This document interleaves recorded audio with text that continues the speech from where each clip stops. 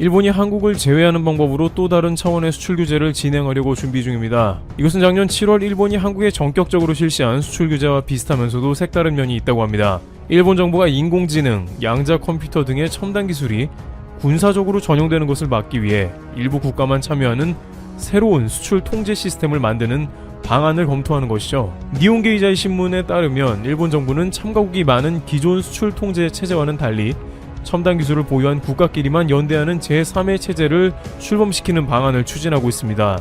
쉽게 말해서 기존에는 수십 개국의 국가들이 얽혀 있어 수출 규제 결정 과정에 매우 오래 걸렸기 때문에 이를 첨단 기술을 가진 몇 나라만 모여서 빠르게 의사결정을 해서 군사물자나 기타 수출 규제를 하자는 겁니다. 기존에는 예를 들어 냉전 종료 후인 1996년 출범한 바세나르 체제를 통해 다자간 전략물자 수출 통제를 했고, 이를 통해서는 범용 장비 및 부품의 군사 전용을 막기 위한 규제 품목을 다뤘습니다. 하지만 니케이는 이런 틀은 각각 수십 개국이 참가해 의사결정에 시간이 걸리는 문제가 있다면서 현안이 생길 때마다 신속하게 논의해 단기간에 규제 품목을 결정할 수 있도록 한다는 것이 일본 정부의 생각이라고 전했습니다. 일본 정부가 추진하는 새 체제에서 다룰 수출 통제 품목으로 거론되는 것은 AI, 기계학습, 양자 컴퓨터, 바이오, 극초음속 등 4개 분야가 중심입니다. 그 대상 국가로는 미국, 독일, 영국, 네덜란드 등의 새 체제를 제안해 이르면 내년 중 실현하는 것을 목표로 잡고 있다고 니케이는 전했습니다. 그런데 여기에 첨단 기술의 핵심이기도 한 반도체를 가장 많이 생산하는 한국이 제외되어 있어 그 이유와 배경에 대해서 의구심을 갖게 하고 있는 것입니다. 또한 분야별로 열거된 국가들이 최고의 기술을 보유했다고 볼 수 없는데 어떤 기준에서 이러한 국가들을 열거했으며 한국은 또 왜 제외되었나 궁금한데요. 우선 일본이 이렇게 첨단 기술을 보호하자면서 미국을 필두로 한 소수의 협력체를 만들자고 하는 것은 현재 미중 간의 첨예한 기술 갈등이 불붙었기 때문에 이것을 절호의 기회로 보고 달려들었다는 것입니다. 미중 사이의 무역전쟁이 발발한 가장 중요한 이유는 중국의 미국에 대한 지식재산권 탈취였으며, 미국은 현재 이에 대항하여 중국 5G 사업 핵심인 화웨이를 비롯해 SMIC까지 블랙리스트에 올렸습니다. SMIC는 화웨이의 공급을 안 하겠다고 약속까지 했지만 끝내 미국은 9월 24일자로 상무부에서 SMIC까지 블랙리스트에 올려 미국 회사들이 이들의 제품을 공급하려면 사전에 당국의 승인을 받아야 합니다. 이렇게 미국이 중국을 향해서 쉴 새 없는 융단 폭격을 가하면서 첨단 기술 유출을 막으려고 하는 국면이니, 일본은 이러한 맥락을 확대하여 선진국끼리 첨단 기술 복합 연합을 구성하여 자신들끼리만 기술을 공유하고 그 외의 국가들에게는 제재를 가하는 클럽을 만들자는 논의를 미국에 제의한다는 것입니다. 미국은 중국 때문에 첨단 기술 유출 방지에 관해서 어느 때보다 예민하고 중요함을 강조하는 흐름이라서 기술 첨단 공동체를 만들자는 일본의 제안이 미국을 더욱 설득할 수 있을 것이기 때문입니다. 그런데 아무리 그렇다고 하더라도 글로벌 많은 기업들, 특히 미국 기업과도 다수 파트너십을 맺은 한국을 첨단 기술 클럽에서 언급하지 않은 것은 일본이 한국을 의도적으로 제외한 게 아닌가 하는 의심이 생깁니다. 특히 이러한 클럽을 만들면서 군사정용 물질에 대한 수출을 자제해야 한다고 언급한 것은 작년에 한국의 수출 규제를 한 것과 똑같은 이유이기 때문에 한국 입장에서는 영 개운치가 않은 것입니다.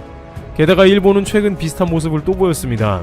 도널드 트럼프 대통령이 G7을 G11으로 확대하여 한국을 가입시키자며 문재인 대통령에게 전화까지 했는데 일본에서 이를 결사 반대하면서 무마시킨 것입니다. 그러면서 미국에는 한국은 친중국가라서 안 된다며 한국의 입성을 저지하는데 외교 총력을 다했습니다.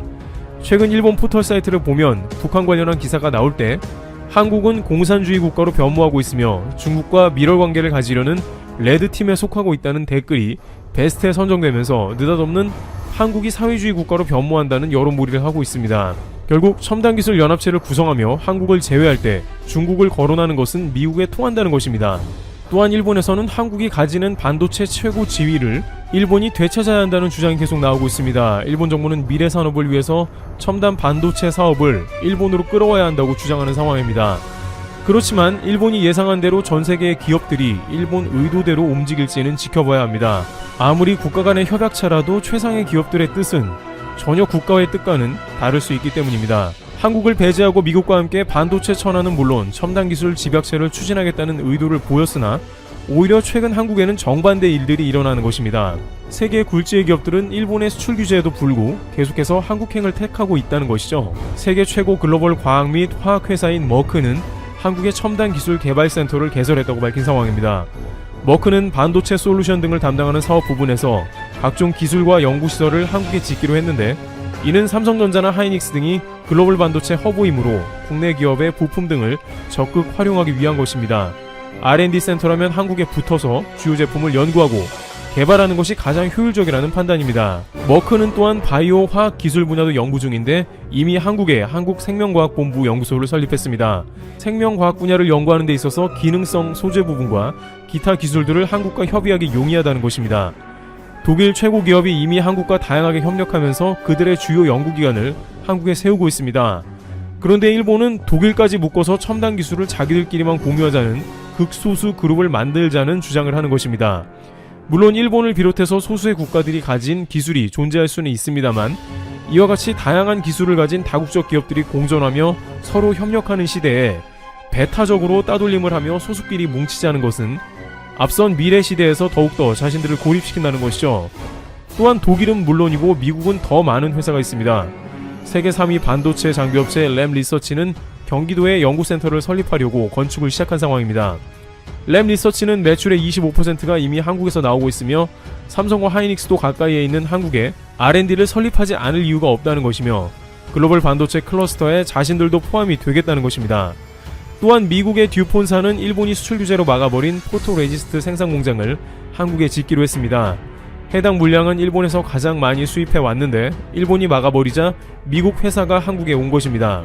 한국의 포토레지스트는 90%가 일본에서 수입돼 왔는데 듀폰은 그야말로 기회를 놓치지 않고 한국행을 택해 삼성과 하이닉스의 다이렉트로 물건을 듀폰 한국 공장을 통해 공급하겠다며 미국 기업이 일본을 배제하자는 상황입니다. 한국은 이에 화답했습니다. 한국의 산업자원통상부는 미국의 듀폰 사장단과 면담을 하면서 일본 회사에서 공급받는 포토레지스트를 상당 부분 미국 듀폰사에 조달하겠다는 협의를 하고 개발하기로 한 것입니다. 물론 일본이 이야기하는 양자 컴퓨터나 AI 등의 분야가 완벽하게 한국의 첨단 기술 분야와 일치하지는 않으나 한국의 반도체 공급과 적절한 협의 없이는 결국에는 무의미한 시도가 아니겠냐는 것입니다.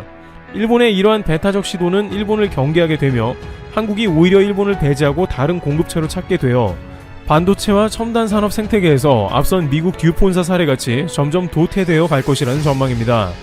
그러나 일본은 어차피 한국에는 반도체를 조금만 받고 있으며 마침 미국이 처음으로 국가 보조금을 주는 것에 주목합니다. 미국은 중국이 반도체에 돈을 쏟아붓자 제재를 하는 것에서 끝나지 않고 맞불을 놓습니다.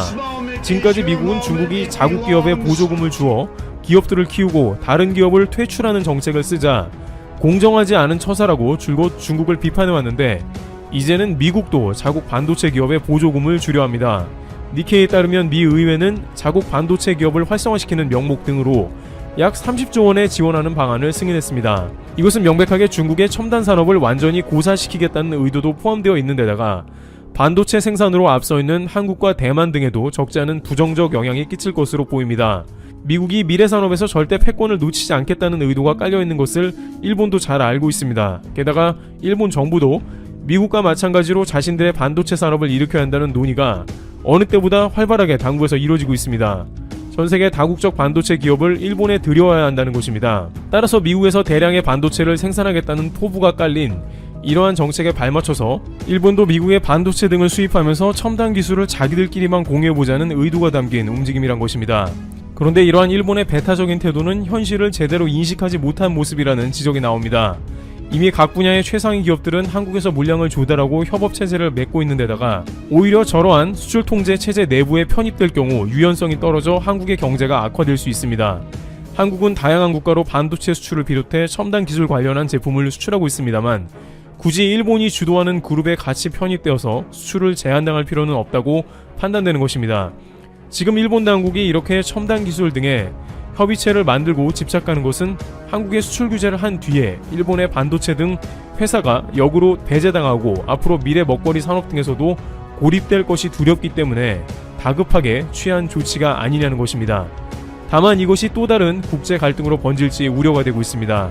일본이 미국, 독일, 영국 등의 소수 연합체를 탄생시킨 후 한국에 또 다른 차원의 군사물자 전용 등의 이유를 적용해 제2의 수출 규제를 자행하면 안 되기 때문입니다. 그러나 한국은 대부분의 미국 규제를 따르고 있으며 미국의 화웨이나 SMIC를 제재해 오히려 삼성이나 하이닉스가 반사이익을 볼 가능성도 매우 큽니다. 그렇다면 한국은 반도체 분야가 오히려 더욱더 성장하며 점유율을 늘려나갈 것으로 판단됩니다. 수출 규제를 자행한 지 불과 1년도 안 돼 또 다른 형태의 수출 통제를 해보자고 나오는 일본의 귀추가 주목되고 있습니다. 트리블튜브 여기서 마치겠습니다.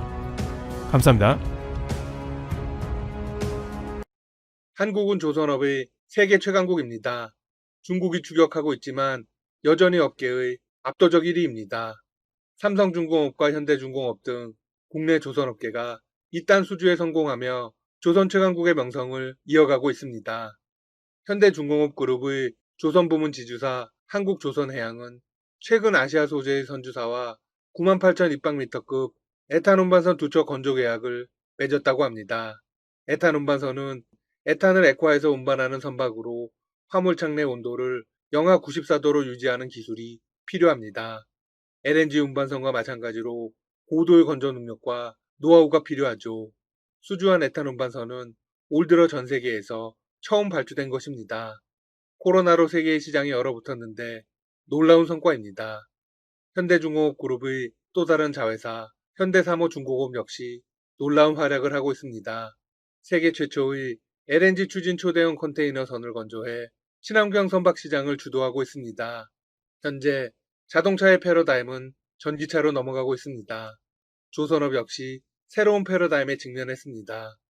바로 LNG를 연료로 항해하는 친환경 선박입니다. 한국이 이 분야를 선도하고 있는 것입니다. 현재 현대중공업 그룹은 다양한 선종에서 총 44척의 LNG 추진선을 수주해 전 세계에서 수주량 압도적 1위를 기록했습니다. 업계 2위 삼성중공업도 같은 기간 동안 초대형 에탄 운반선 2척을 수주해 낭보를 전해주었습니다. 현재까지 전 세계에서 발주된 에탄 운반선은 총 18척입니다. 그 중에서 삼성중공업이 11척을 수주해버렸습니다. 무려 61%에 달하는 양입니다. 이 이야기는 한국의 기술력이 독보적이라는 것입니다. 또한 중국이 따라잡으려 발버둥 치고 있지만 아직 경쟁이 되지 않는다는 의미죠. 삼성중공업은 초대형 에탄 운반선 수주가 계속 늘어날 것이라고 전망했습니다. 미국이나 노르웨이 등이 에탄 생산을 급격히 늘려가고 있기 때문입니다. 현재 국내 조선사들은 2022년 상반기까지 120척의 수주 잔량을 갖고 있습니다. 한국의 활약은 여기서 끝이 아닙니다. 한국에서 만든 군함들도 최고의 대우를 받고 있습니다. 세계 최고의 국제 해군 훈련은 환태평양 훈련입니다. 님 오브 더 퍼시픽 엑세사이즈의 약자를 따서 림팩 훈련이라고 부릅니다. 이 훈련은 미국 해군과 영국 해군이 함께 주관합니다. 훈련은 미국 하와이에서 태평양 사령부의 지휘하에 2년에 한 번씩 개최됩니다. 최초의 림팩 훈련은 1971년에 열렸는데 미국, 오스트레일리아, 캐나다가 참여했습니다. 이 세 국가는 이후 모든 림팩에 참여했죠. 정기 참가국은 한국, 영국, 칠레, 페루, 일본 등입니다. 옵저버로 프랑스, 러시아, 대국, 필리핀, 인도, 에콰도르, 말레이시아, 멕시코, 싱가포르 등이 참가합니다. 미국의 주요 동맹국 중에서 해군 전투력이 강력한 나라는 대부분 참가하는 셈입니다. 참가한 나라들은 자국 해군의 능력과 장비를 과시합니다. 림팩 2020은 지난 17일부터 30일까지 진행되었습니다. 이번 림팩 훈련에서는 10개국에서 22척의 해군 함정이 참가했습니다. 당초 30개국에서 50여 척이 모일 것으로 계획됐으나 코로나 때문에 규모는 크게 줄었습니다. 이번 림팩 훈련에서 한국의 조선 기술과 방위산업 기술이 크게 빛을 발했습니다. 필리핀이 훈련에 파견한 유일한 해군 함정 호세 리잘 때문입니다. 이 군함의 선체와 전투 체계를 모두 한국이 만들었습니다. 호세 리잘은 지난 10일 공식 취역했습니다. 그런데 첫 번째 임무가 필리핀 해군의 얼굴로서 림팩 훈련에 참가한 것입니다. 호세 리잘은 필리핀 해군이 도입한 첫 번째 미사일 호위함이기도 합니다.